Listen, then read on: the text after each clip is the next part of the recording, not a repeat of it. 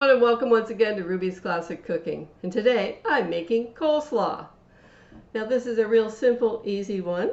And all I need is some green cabbage, some carrots, and an apple. And also, I use Kraft Creamy style dressing.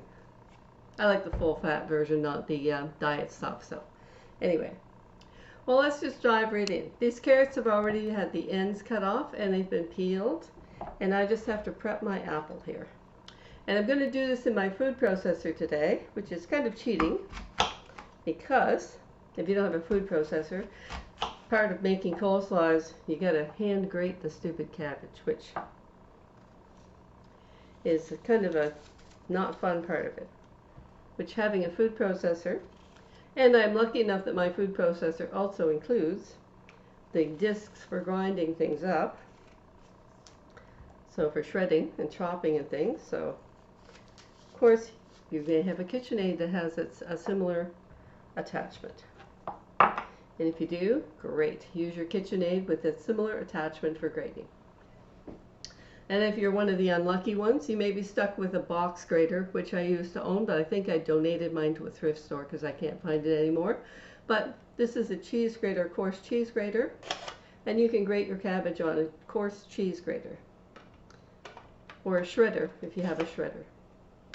Anyway, that's the problem with the cabbage.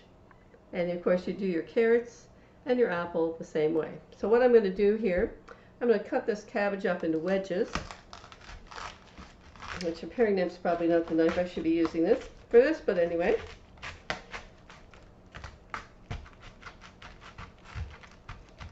This is a fairly small head of cabbage. I'd say that probably weighs somewhere around a kilo or 2 pounds. And I'm going to cut this so it fits in the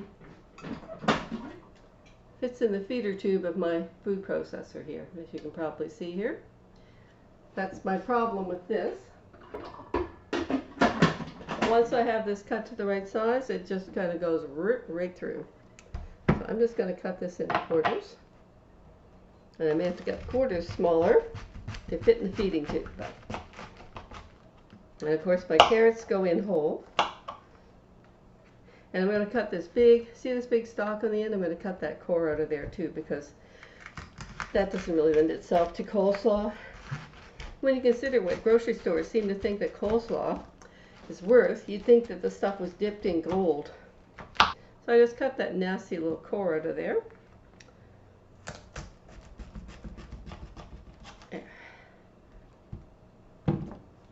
Which goes into my green bin. Now you can use red cabbage for coleslaw as well, but green cabbage is usually cheaper and it's traditionally used for coleslaw in my part of the world. So I'm just going to cut these in half again. Okay, this is one of those recipes that's more of a guideline than an actual measuring recipe. Now I've got probably half a dozen little teeny carrots here. They're quite small carrots here. And I'd only use 3 if I had nice big ones. And I've got 1 apple here. And I've got, like I said, about a 2 pound, 1 kilo cabbage or so here. So I'm just going to eyeball this, see if this is too many carrots. Because you know what, I've got a pot of chicken soup on the stove, and if this is too many carrots for my coleslaw, they'll be going right in my soup. Anyway, all right, let's start. I'm not going to make you listen to this, but I'll show you the results when I'm done. Yeah, I'll just show you. There you go. That's how much cabbage I got from grinding up that entire cabbage. Okay? Now that's a pretty full feeder bowl. So what I will do is I'll take my bowl. I've got this is what I'm going to do my coleslaw in, and I'll just dump that basically in here. And that made, let's see, I'd say I've got about 5 cups of cabbage shredded off that little cabbage.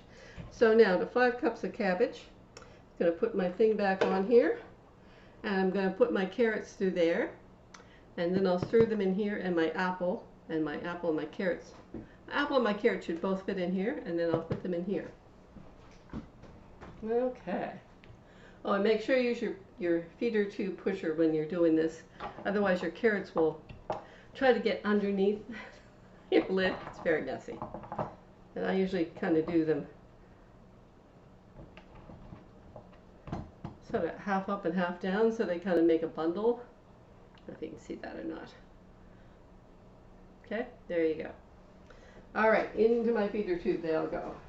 With your food processor, that literally takes seconds to do.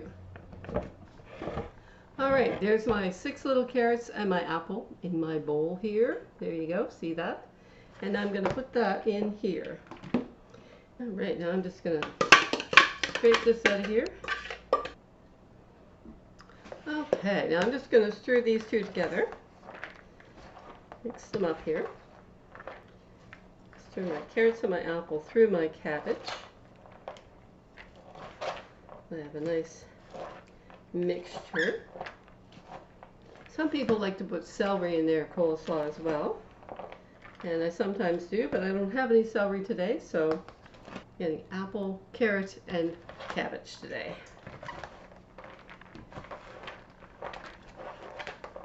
Whenever I'm doing this, I use a bowl with a lid on it, because of course that's going to go in the fridge, and that'll be good for 2 or 3 days in the fridge, and it will just intensify. The flavor will just get intensified as I go. This is a 475 milliliter bottle. I'm not going to use the whole bottle. That's about it's about 2 cups minus a bit. It used to be 500 milliliters, which would be 2 cups, but now it's a little bit less than 2 cups. Shrinkage. But anyway, I am going to be pouring this on till it looks right to me. Okay, that's really helpful direction, I know. But probably about a half of the bottle of coleslaw I'll put on here. You don't want it to be too soupy and wet, but you want to coat your cabbage and your carrots and your apple nicely so that you have a nice amount of coleslaw dressing on here. Now this whole big bowl of coleslaw is costing me the price of a cabbage, 4 carrots, and 1 apple. So, oh, that, by the way, that's a Gravenstein apple that I'm using because they're available this time of year, and I'm trying to use up the last of my Gravenstein apples before they start turning soft and unpleasant. And if it doesn't look like I've got enough, I just put another blob in here. And when I'm finished, I'll have about $20 worth of coleslaw if you bought this at the grocery store.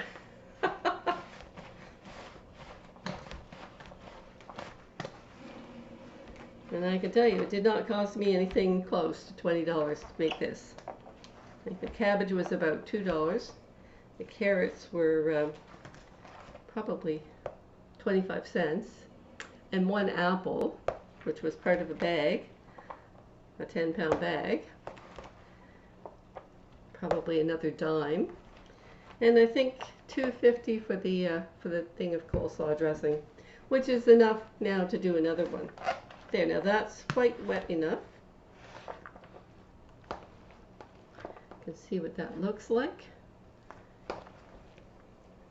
And now I have coleslaw ready to go for my husband and myself for supper tonight, and probably, well, I know, tomorrow night and the next night.